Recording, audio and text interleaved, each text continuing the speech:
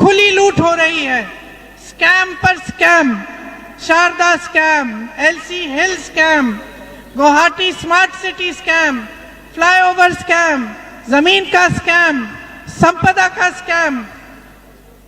दूसरी तरफ चाहे कोयला हो, लकड़ी हो, पत्थर हो, बालू हो, हर जगह माफिया है, हर जगह सिंडिकेट है और हर जगह टैक्स भरना पड़ रहा है आम जनता को। कोई छोटा सा अपना बिजनेस कर रहा हो, कोई छोटा सा कारोबार शुरू करना चाहता है, उसको सिंडिकेट को पहले खुश करना है, उसके बाद अपना पेट भरना है।